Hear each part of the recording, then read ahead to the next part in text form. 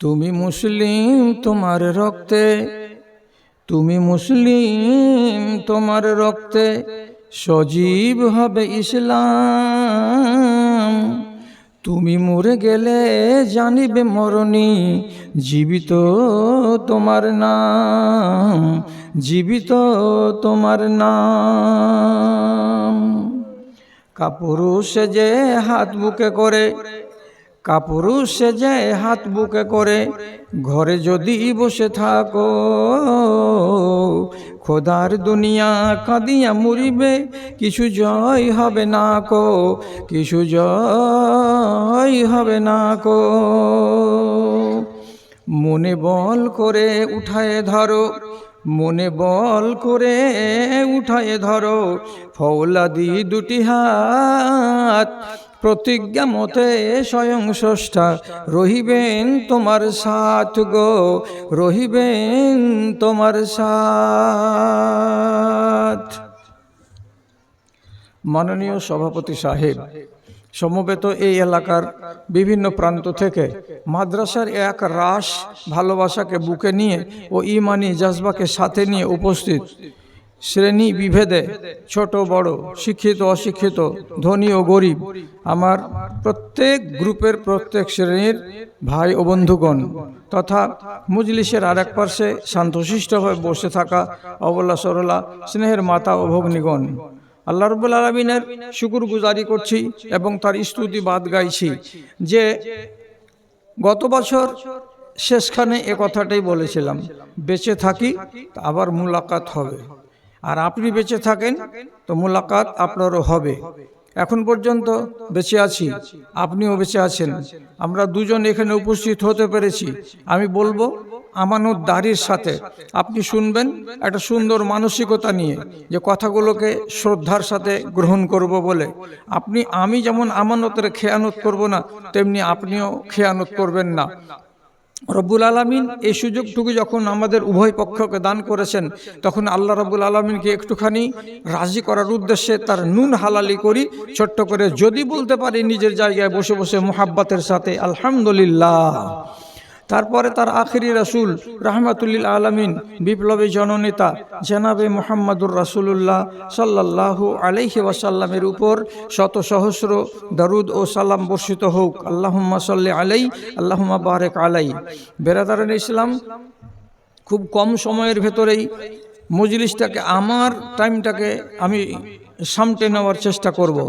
কেন, এখনো আমাদের সামনে আরও চেহারা বাকি আছে, তার ভেতরে কিছু চেহারা আছে একেবারে নতুন, সেগুলোকে আমরা খুব তাড়াতাড়ি স্টেজে নিয়ে আসার চেষ্টা করব ইনশাআল্লাহ। আমি যে আয়াতটি পড়লাম সেটা সূরা আলে ইমরানের ২৬ নম্বর আয়াত। এই আয়াতে বলা হয়েছে আল্লাহ তাআলা যাকে চান ইজ্জতের মালিক বানান, আল্লাহ তাআলা যাকে চান বেইজ্জত করে রেখে দেন। কেন? তিনি হচ্ছেন ইজ্জতের মালিক, তার মালিকানা থেকেই ভাগ হয়ে আসে দুনিয়াতে ইজ্জত এবং সম্মান, এবং আল্লাহ তাআলার ফয়সালা যেখান থেকে আসে তিনি সেই ফয়সালাটা করেন, কাকে বেইজ্জত করতে হবে, কাকে লাঞ্ছিত করতে হবে, কাকে পদদলিত করতে হবে, তিনারই ফয়সালা। তো আল্লাহ রাব্বুল আলামিন যখন স্পষ্ট করে আমাদের কোরআন মাজিদের ভেতরে বলে দিলেন যে ইজ্জতের মালিক আপনি, যাকে চান ইজ্জতওয়ালা সম্মানওয়ালা বানান, আর যাকে চান আপনি ইজ্জত ওর কাছ থেকে ছিনিয়ে নেন। এটা তো মোটা কথা কোরআন মাজিদের আয়াত থেকে বুঝলাম। বাস্তবের দুনিয়াতে আমাকে দেখতে হবে একবার নজর দিয়ে যে এটাকে কি করে বুঝবো দুনিয়ার সাথে তাল মিলাতে গেলে। কথাটার দিকে একটু মোহাব্বতের সাথে খেয়াল করেন। সেটা আপনাদের অধিকাংশ লোকের জানা আছে, ইসলাম যেদিন থেকে আরম্ভ হচ্ছে তার আগেকার সময়টাকে বলা হয় বর্বরতার যুগ। আগেকার যুগটাকে বলা হয় বর্বরতার যুগ, জাহেলিয়াতের যুগ, মূর্খদের যুগ। কেন বলা হয় এটাকে বর্বরতার যুগ, এটাও তো একটা জানার কথা। কেন সেটাকে বলা হয় অশিক্ষিত মানুষদের যুগ, এটাও তো আমাদের জানার বিষয়। কি হলো রে?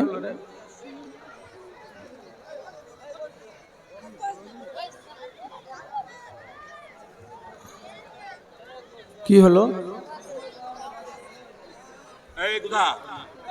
কি হলো রে? ওখানে কি হলো?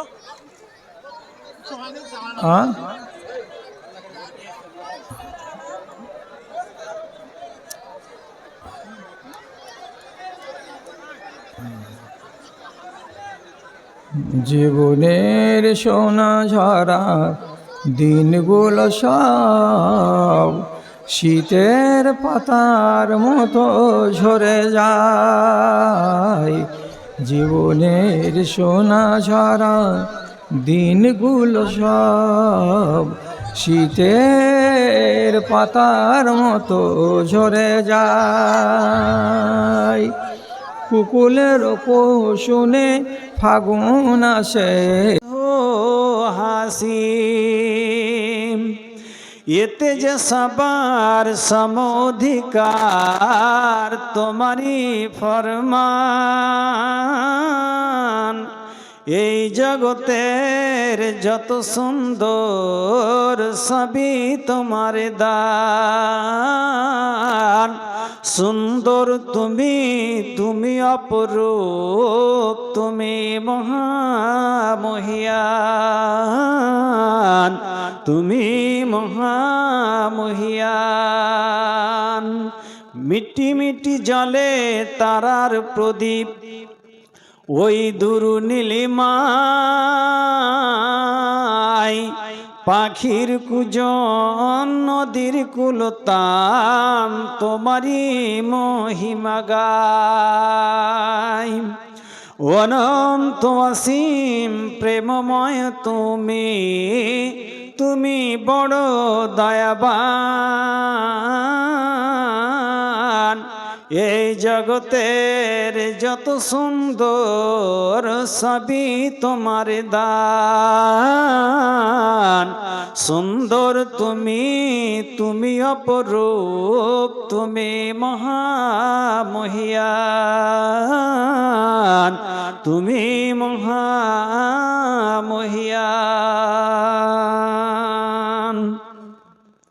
শ্রদ্ধেয় সভাপতি ওলামায়ে দ্বীন, সন্ধ্যা থেকে পর্যন্ত বসে থাকা দিন পিপাসু শ্রোতা মণ্ডলী, অন্তরালের সরলা অবলা মা ও ভগ্নীগণ, আল্লাহর স্তুতি যে আল্লাহ রাব্বুল আলামিন পবিত্র রমজানুল মুবারককে আমাদের সামনে মেহমান রূপে উপস্থিত করে আমাদের মতো পাপী তাপী বান্দাদের পাপের প্রায়শ্চিত্তের জন্য আল্লাহ রাব্বুল আলামিন একটা সুযোগ সুবিধা আমাদের জন্য করে দিয়েছেন। সেই মহান আল্লাহর দরবারে আমরা লাখো লাখো শুকরিয়া জ্ঞাপন করি। আমরা সকলেই বলি আলহামদুলিল্লাহ। তারপরেই তার নবীকুল শিরোমণি, পুণ্যের পথ প্রদর্শক, মরুপ্রান্তের দিবাকর আহমদে মুজতাবা মুহাম্মদুর রাসূলুল্লাহ, আমরা সকলেই বলি সাল্লাল্লাহু আলাইহি ওয়াসাল্লামের প্রতি অগণন শান্তির ধারা অবতরণ হোক। আল্লাহুম্মা সাল্লি আলাইহি, আল্লাহুম্মা বারিক আলাইহি। ভাই এবং বাবাজিরা, মা এবং বোনেরা, খালারা আমার, আমাদের এই মহতী সভা যে উদ্দেশ্যে আমরা অনুষ্ঠিত করেছি, এটা হচ্ছে যে আমাদের কালিয়া গ্রামের জুমা মসজিদের উন্নতিকল্পে আমরা একটা খুব বুক ভরা আশা নিয়ে জলসা করেছিলাম। যার ফলে জলসা করেছিলাম, কিন্তু দুর্ভাগ্যবশত আল্লাহর ফয়সালা মেনে নিতে হয়। এমন ভাবে বৃষ্টি হলো যে বৃষ্টির ফলে একাকার হয়ে গেল আমাদের কাজ কাম। আমরা মা বোনদের বিশেষ করে কালিয়া এবং বাবুপাড়ার মা এবং বোনেদের অসীম ভূমিকা আছে। যে ভূমিকা, যে অবদান অনস্বীকার্য, আমরা ভুলতে পারবো না। আল্লাহ যেন তাদের এই দানের বিনিময়ে প্রতিদান দান করুন। আল্লাহ যেন তাদেরকে যথাযথভাবে আজর সওয়াব দান করুন। আল্লাহুম্মা আমিন। মা এবং বোনেরা অক্লান্ত পরিশ্রম করে, কষ্ট করে তাদের মেহনতের টাকা, মুরগি বেচা, ছাগল বেচা, আর কিছু লক্ষ্মীর ভান্ডার থেকে প্রত্যেক মা আমার আমাদের কালিয়া গ্রামের মসজিদ যেন প্রসারিত হয়, বড় হয়, উন্মুক্ত হস্তে 1000 টাকা করে পার হেড প্রত্যেকটা মহিলা দান করেছেন। বলেন নারে তাকবীর, মাশাআল্লাহ, আলহামদুলিল্লাহ। এটা মানে নজিরবিহীন, যা মা এবং বোনদের পক্ষ থেকে আমরা উৎসাহিত হয়েছি, আমরা আপ্লুত হয়েছি। কোথায় আমাদের খুশি আমরা লুকিয়ে রাখবো আমরা বলতে পারছি না।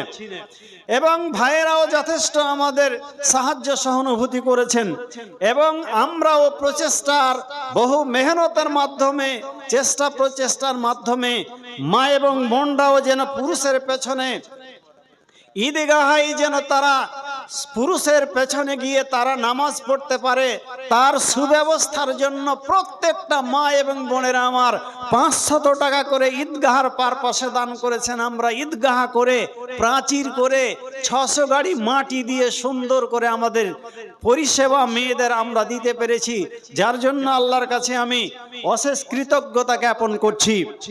ভাই এবং বোনেরা, মা এবং খালারা আমার, এখন আমাদের কালিয়ার যুবক ছেলেরা এই মসজিদকে ভেঙে এই 2 থেকে 2.5 বছরের ভেতরে 35 থেকে 40 লাখ টাকার কারবার করছে।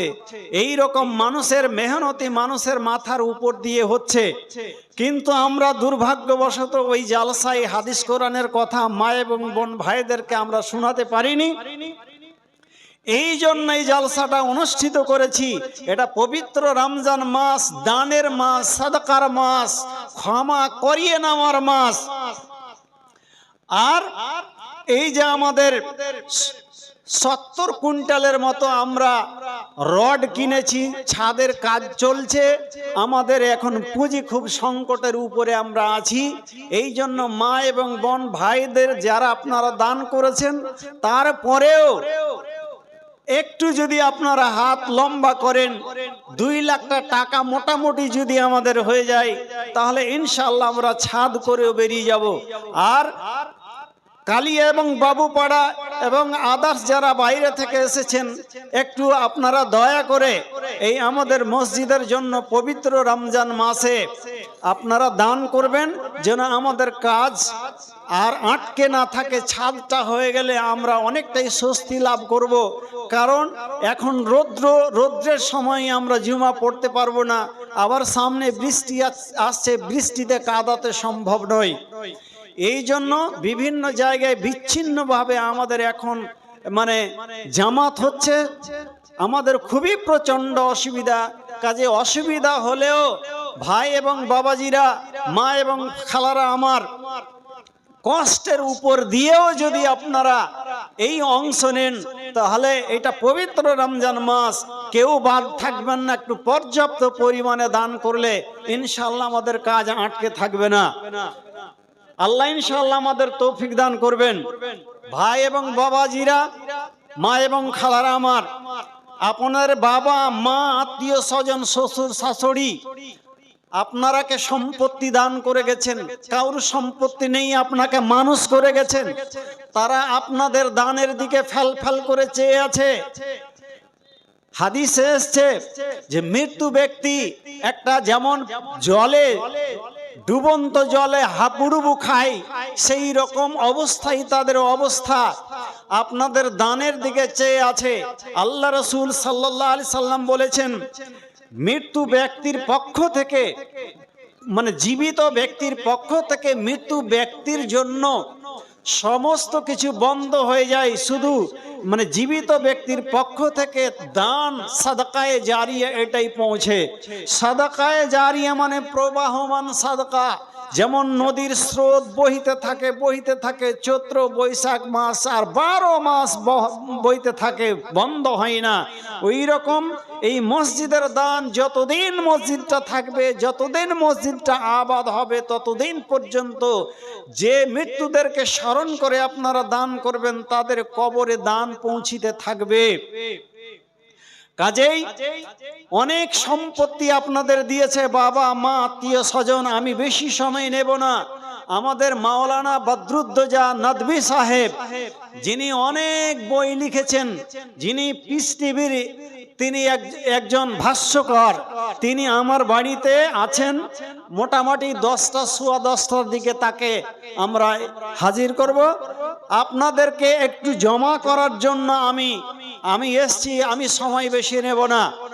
ভাই এবং বাবাজিরা, যারা আপনারা দোকানপাটে ঘুরছেন, মা এবং বোনেরা, এটা পবিত্র রমজান মাস, সারা জীবন জিলাপি পাওয়া যাবে, কিন্তু এই পবিত্র রমজান আর পাওয়া যাবে না। 11 বছর পরে পাবেন, কিন্তু 11 মাস পরে পাবেন, কিন্তু এখন পাবেন না। সুতরাং এই অবহেলা করে আপনারা দোকানপাটে ঘোরাফেরা করবেন না। এইটা অবৈধ পুরুষের সঙ্গে অবৈধভাবে মিলামেশা। আপনারা ওখানে যাবেন না, প্যান্ডেলের ভেতরে চলে আসুন। আমি আপনাদের সামনে কোরআনে কারিমের 2টা জায়গা থেকে 2টি আয়াত পাঠ করেছি। আল্লাহ রাব্বুল আলামিন আপনাদের অফুরন্ত নেয়ামত দান করেছেন, চোখ দান করেছেন, হাত দান করেছেন, পা দান করেছেন, মস্তিষ্ক দান করেছেন, চামড়া দান করেছেন। আল্লাহ তাআলা অনেক কিছু আমাদের দিয়েছেন। আল্লাহ তাআলা বলছেন, একটু স্মরণ করিয়ে দিতে চান, আলাম নাজআল লাহু আইনাইনে, হে বান্দারা আমার, আমি তোমাদের প্রভু, আমি তোমাদের স্রষ্টা। আলাম নাজআল লাহু আইনাইনে, আমি কি তোমাদের 2টি চক্ষু দান করিনি? আল্লাহর একটা অফুরন্ত বিশাল নেয়ামত হচ্ছে চোখ। এই চোখ দিয়ে আমরা দেখছি। একটা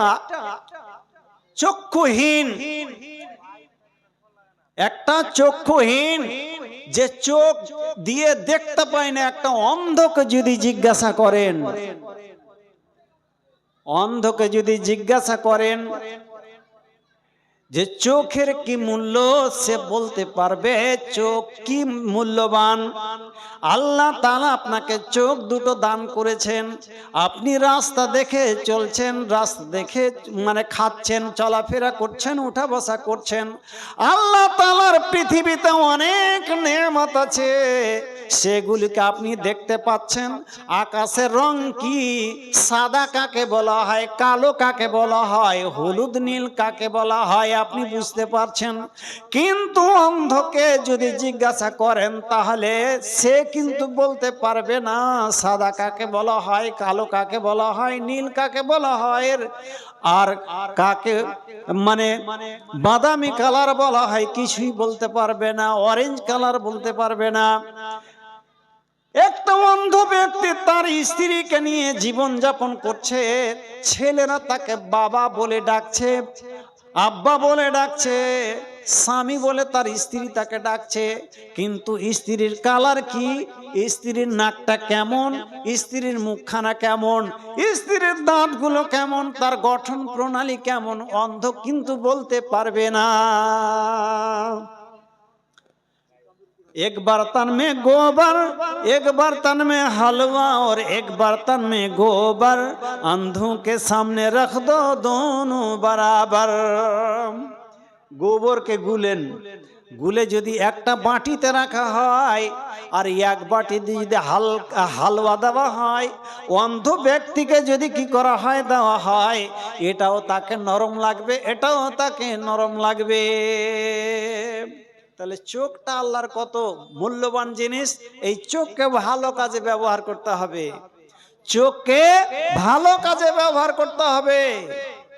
होता है राज इश्क मोहब्बत उन्हीं से फास, आंखें जुबान नहीं हैं मगर बेजुबान नहीं। মানুষ প্রেম প্রীতি করে মুখের কথায়, আর একটা কিসে, চোখের ইশারা ইঙ্গিতে। চোখের ইশারা ইঙ্গিতে প্রেম হয়। হ্যাঁ, এজন্য কবি বলছে, होता है राज इश्क मोहब्बत उन्हीं से फास, आंखें जुबान नहीं हैं मगर बेजुबान नहीं। চোখের জবান আছে? নাই। কিন্তু চোখকে এটাও বলা যাবে না যে চোখের মুখ নেই। মুখ দিয়ে যেমন প্রেম ভালোবাসা হয়, চোখের ইশারা ইঙ্গিতেও ভালোবাসা হয়।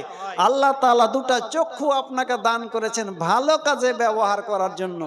আপনি পাহাড়ের দিকে তাকান, আকাশের দিকে তাকান, আল্লাহ তাআলা রং বিরঙের নিয়ামত দান করেছেন, সেই দিকে তাকান এবং গবেষণা করেন, দিয়ে আল্লাহর সত্তাকে আপনি খুঁজে বের করুন। আল্লাহ তাআলা বলছেন, আলাম নাজআল লাহু আইনাইনি ওয়া লিসানান ওয়া শাফাতাইন, আমি কি তোমাকে দুটি চক্ষু দান করিনি? আমি তোমাকে দুইটি ঠোঁট দান করিনি? এই যে ঠোঁট দুটো দান করেছেন আল্লাহ তাআলা, কত মূল্যবান ঠোঁট! যদি আপনার ঠোঁটটা না থাকে, অষ্টদয় না থাকে, তাহলে আপনার কথা কিন্তু বের হবে না।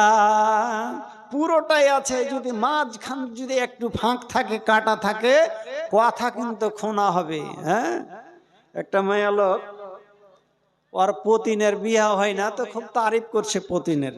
হ্যাঁ, আমার পতিন এটা জানে, ওটা জানে, সেটা জানে, অনেক কিছু জানে, কিন্তু শাক রান্না করতে কথাটা ভুলে গেছে।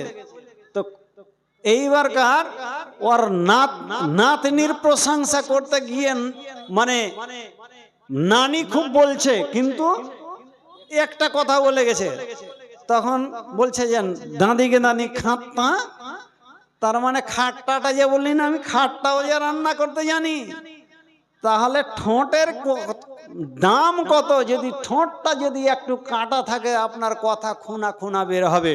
আল্লাহ তাআলা বলছেন, আলাম নাজআল লাহু আইনাইনি ওয়া লিসানান ওয়া শাফাতাইন ওয়া হাদাইনাহুন নাজদাইন, আমি তোমাদের দুটি চক্ষু দান করেছি, আর তোমাকে দুটি ঠোঁট দান করেছি, এবং তোমাকে আমি দুটি পথ দেখিয়েছি। একটা সুপথ, যে পথে জীবন যাপন করলে তোমরা উৎসর্গিত হবে, জান্নাত লাভ করবে, স্বর্গদানে অধিষ্ঠিত হবে। পক্ষান্তরে তোমরা যদি অসৎ পথ অবলম্বন করো, তাহলে তোমরা জাহান্নামে দগ্ধীভূত হতে হবে।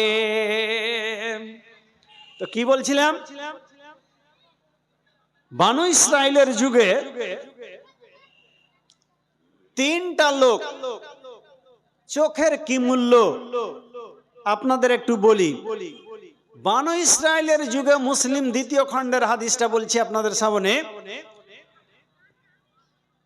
তিনটা লোক, একটা হচ্ছে শ্বেত রোগী, একটা টাক মাথার, একটা হলো অন্ধ। আল্লাহ তাআলা একটা ফেরেশতা পাঠালেন এই তিনজনকে পরীক্ষা করার জন্য। প্রথমে শ্বেত রোগীর কাছে আসলো, শ্বেতিকে এসে বলল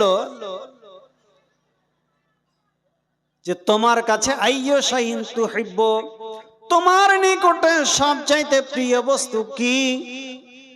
শ্বেত রোগী বলল, ভাইরা আমার সারা শরীরের রংটা কি হয়েছে, শ্বেত মানে সাদা হয়ে আছে। আমি লোকের কাছে যখন বসছি, তখন লোকেরা আমাকে ঘৃণা মনে করছে, আমি তাদের কাছে ঘৃণার পাত্র হে প্রতিপন্ন হয়ে যাচ্ছি তাদের নিকটে। এই জন্য আল্লাহ তাআলা যদি আমার শরীরের রংটাকে যদি স্বাভাবিক রঙে পরিবর্তন করে দিতেন, তাহলে আমি সমাজে আমি মান পেতাম, সম্মান পেতাম, আমাকে দেখে ভালো লাগতো।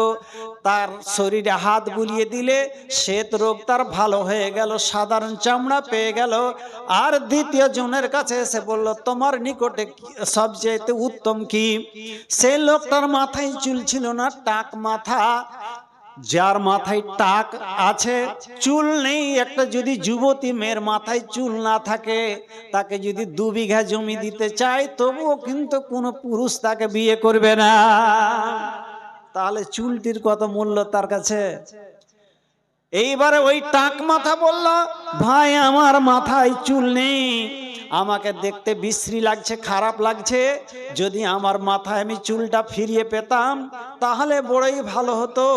আমাকে লোকেরা খারাপ মনে করছে, আর আমাকে খারাপ মনে করতো না, আমাকে দেখে ভালো লাগতো, চুলটা আমার নিকটে অত্যন্ত প্রিয়। তার মাথায় হাত ফিরিয়ে দিলে আবার চুল ফিরে পেল। এবারে অন্ধের কাছে গেল।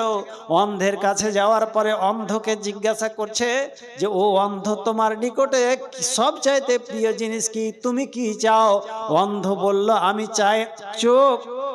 কেন? আমার চোখ হারিয়ে গেছে, আমি সারা পৃথিবী কি রূপ আমি দেখতে পাই না, ছেলে মেয়ের রূপও আমি দেখতে পাচ্ছি না, সাদা কালোর মধ্যে তফাৎ করতে পারি না। যদি আমাকে আল্লাহ তাআলা চোখ দিতেন তাহলে আমি বড়ই কৃতজ্ঞতা জ্ঞাপন করতাম।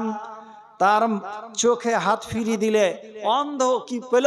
চোখ ফিরিয়ে পেল।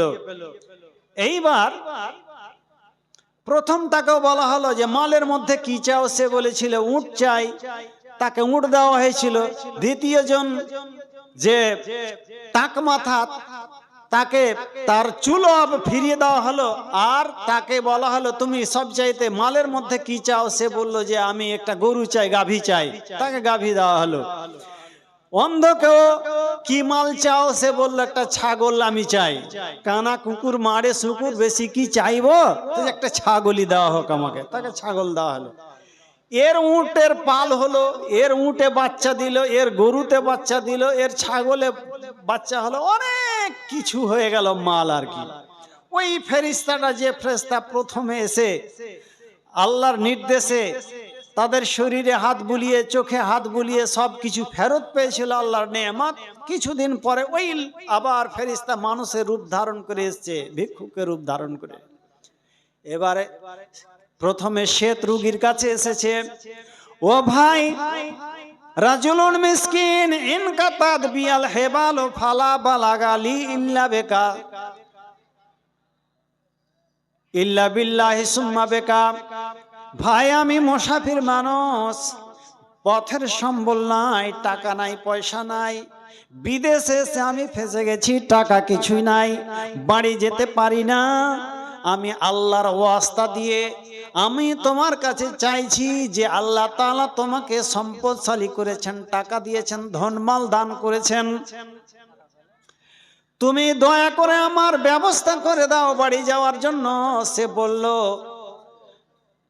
যে ইন্নামা উররিস্তু হাযাল মালা কাবিরানান কাবিরিন, আমি এই মালের পরম্পরা ভাবে আমি মালিক হয়েছি, উত্তরাধিকার সূত্রে আমি এই সম্পত্তি পেয়েছি। সে বলল আমি কি তোমাকে চিনতে পারি না? তুমি কি ওই শ্বেত রোগী ছিলে না? তাকে একবারে ধিৎকার দিয়ে কথা বলছে, ফালতু কথা বলার জায়গা পাও না, যাও আমার ডিহি থেকে নেমে কথা বল। তখন তাকে বদদুয়া দেওয়া হলো, যদি তুমি তোমার কথাই মিথ্যুক হও তাহলে আল্লাহ যেন তোমাকে পূর্বের অবস্থায় ফিরিয়ে দেয়। দ্বিতীয় জনের কাছে আসলো। দ্বিতীয় জনকে টাক মাথা। টাক মাথা ওই কথাই বলল, আমি উত্তরাধিকার সূত্রে এই অর্থের মালিক হয়েছি। এবারে তাকেও ধিৎকার দিয়ে সরিয়ে দিল। তখন তাকে বলল যে তুমি তোমার কথাই যদি মিথ্যুক হও তাহলে আল্লাহ যেন তোমাকে পূর্বের অবস্থায় ফিরিয়ে দেয়। তৃতীয় জন অন্ধের কাছে আসলো। অন্ধকে এসে বলছে রাজুলুন মিসকিন ফালা বালাগা লি ইল্লা বিল্লাহি সুম্মা বেকা। ভাই, আমি মুসাফির মানুষ, বাড়ি পৌঁছিতে পারি না, টাকা নাই, পথের সম্বল নাই, আমি বিপদে পড়ে গেছি, যদি তুমি আমার পথের সম্বলের ব্যবস্থা করে দাও, আমাকে যদি কিছু সাহায্য সহানুভূতি করো তাহলে আমি বাড়ি পৌঁছতে পারবো। এইবারে অন্ধ ব্যক্তি বলল, ভাই রে, আমি অন্ধ ছিলাম, আল্লাহ তাআলা আমাকে চক্ষু দান করেছেন, চক্ষু ফিরিয়ে দিয়েছেন, আর অর্থ দান করেছেন ছাগল, আর ছাগলের পাল হয়ে গেছে। তুমি কতটি ছাগল চাও? তোমার কতটি ছাগল নিয়ে তোমার প্রয়োজন মিটবে? এই যে আমার ছাগলের পাল থেকে যা পারবে তুমি নিয়ে চলে যাও। তখন বলল, ভাই, তোমার আর দুইজন বন্ধু ফেল করলো, তুমি পরীক্ষায় পাশ করলে, তোমার মালের প্রয়োজন নেই, আল্লাহ তাআলার পক্ষ থেকে আমাকে আজমায়েশের জন্য প্রেরণ করা হয়েছে। তো ভাইরা আমার, এই রকম কালিয়ার মধ্যে অনেক লোক আছে যারা বিত্তশালী, অর্থ আছে কিন্তু মন নেই, মাল হয়েছে তা আল্লাহকে বলে ভুলে গেছে। ওই রকম করে থাকবেন না। আমি কথা বাড়াতে চাই না, মাওলানাকে আমি দিয়ে দিব, বিরক্ত করতে চাই না আপনাদের। আপনারা যারা বাকিটা খেয়েছেন তাড়াতাড়ি দিন, আমি 2-4 কলম আদায় করে চলে যাবো এখান থেকে। চলে এসছেন, নিয়ে এসো 2-4 কলম। দেখ কে আছে বাকি, তাড়াতাড়ি করেন, মাওলানা বসে আছেন। গুজরাট থেকে লেবার শ্রেণী 11,500 টাকা পাঠিয়েছে। গুজরাট থেকে আমাদের গ্রামের ছেলেরা আছে বাইরে, গুজরাটে 11,500 টাকা দান করে। নারায়ে তাকবীর, মাশাআল্লাহ, আলহামদুলিল্লাহ। তোমারই শফিকুল 200 টাকা আর 50 কিলো ভুট্টা, মা বাবার জন্য দোয়া। এলিয়াস ভাই 500 টাকা, তাড়াতাড়ি করেন, দেরি করবেন না। ওখানে যাও। 2টা সিমেন্টের বোরাই মুজিবুর রহমান, এখানে লিখাও বাজি আগে। সেতাবউদ্দিন 500 টাকা, তাড়াতাড়ি করেন। হাজি মুসালি কত রে? 5,000। নারায়ে তাকবীর। হাজি মুসা আলী সাহেব 5,000 টাকা, মাশাআল্লাহ, আলহামদুলিল্লাহ। তোমার 1,000 রবিউল লেখরে হবি 500 টাকা নগদ, 1,000 টাকা বাকি রবিউলের। জলিলের মা, হ্যাঁ 1,000 টাকা, মাশাআল্লাহ। জাকাতের স্ত্রী 1,000 টাকা, মাশাআল্লাহ। ও আচ্ছা, ইলিয়াসের স্ত্রী, হ্যাঁ। এটা 10,000 হলো আমার বাপ ভাই দিয়ে, এটা 10,000। আচ্ছা, আর আমার এখানে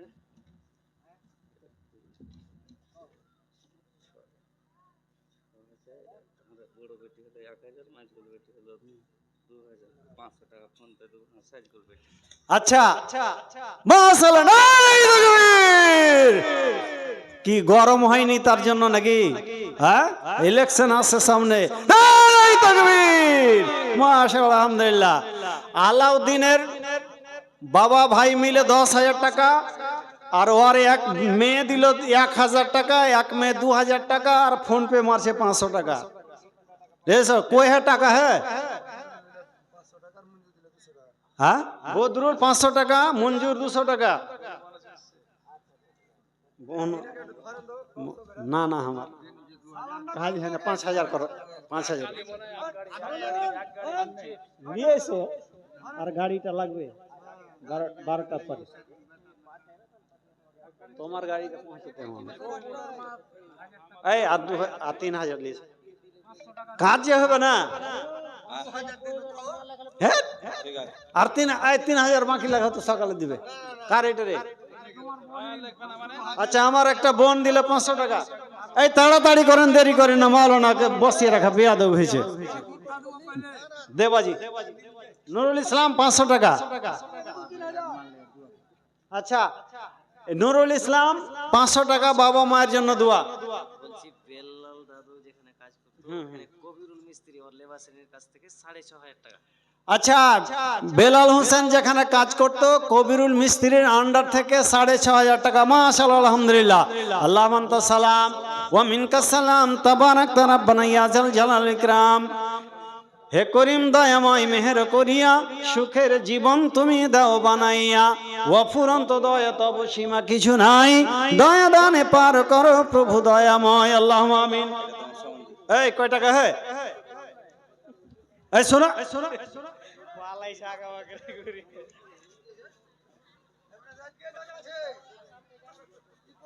তোমার বলতে জালসা একটু বেশি করে দাও, আর চেটে এসে যাও। কত 5,000 করবো নাকি? কটি করবো? এটি দেখ আর 1,000 লেসো যাও। আয় এখনই দিছে বলে এসো। মা 3 আর মা 1,000 আর তোমার স্ত্রী 1,000 মানোয়ারা। মাশাআল্লাহ আলহামদুলিল্লাহ। এই 200 টাকা নেন, 300 ব্যাগ দেন। রাব্বানি 400 টাকা। তাড়াতাড়ি করেন, মাওলানাকে বসিয়ে রেখেছি, খারাপ লাগছে। আর ফের ওকে উঠাবো আর আপনারা শুরু করবেন টাকা দিতে, তো খারাপ লাগবে না? দেন ফিরোজের। আচ্ছা 300 দেন বে। আল্লাহুম্মা আনতা সালাম ওয়া মিনকা সালাম তাবারাকতা রাব্বানা ইয়া জাল জালালিল ইকরাম। এ আল্লাহ, যে উদ্দেশ্যে দান করেছেন আল্লাহ, সকল ব্যক্তিদের উদ্দেশ্যকে তুমি পূর্ণ করো। তাদের সকল মৃত্যুদের রুহের মাগফিরাত করো, তাদের কবর প্রশস্ত করো, নুদার মুনার করো। আয় আল্লাহ, তাদের রুজি রোজগারে বরকত দাও, ব্যবসা বাণিজ্যে উন্নতি দাও, ছেলে মেয়েদের সুশিক্ষায় শিক্ষিত করো। আল্লাহুম্মা বারিক লাহুম ফিমা রাযাকতাহুম ওয়াগফির লাহুম ওয়ারহামহুম। আমিন আমিন বিরহমাতিকা ইয়া আরহামার রাহিমিন। ভাই এবং বাবাজিরা, মা এবং খালারা আমার, আপনারা যারা বাইরে আছেন, আপনারা বাইরে থাকবেন না, চলে আসুন। আমাদের মাহাতাব ভাইয়ের স্ত্রী দিলেন 1000 টাকা দোয়া। আল্লাহ সালাম আমিনকা সালাম তাবারাকতা রাব্বানা ইয়া জাল জালাল ইকরাম রাব্বুল আলামিন। যে উদ্দেশ্যে দান করলেন তার উদ্দেশ্যকে তুমি পূর্ণ করো। আয় আল্লাহ, তার স্বামী মারা গেছে মাহাতাব মল সাহেব, তার রুহের মাগফিরাত করো, তার কবর প্রশস্ত করো, তার রুজি রোজগারে বরকত দাও, ব্যবসা বাণিজ্যে উন্নতি দাও। আল্লাহুম্মা আমিন। আপনারা দোকানপাটে ঘুরবেন না। এবারে আপনাদের আকাঙ্ক্ষিত বক্তা, আমাদের আজকের প্রধান বক্তা বেনামিতে 500, আমাদের সুপরিচিত শ্রদ্ধেয় আমার শিক্ষক মাওলানা বদরুদ্দোজা নদভী হাফেজাহুল্লাহ এক্ষুনি আপনাদের সামনে আসছেন। আপনারা চলে আসুন। আসুন মাওলানা সাহেব। আসসালামু আলাইকুম রহমতুল্লাহ।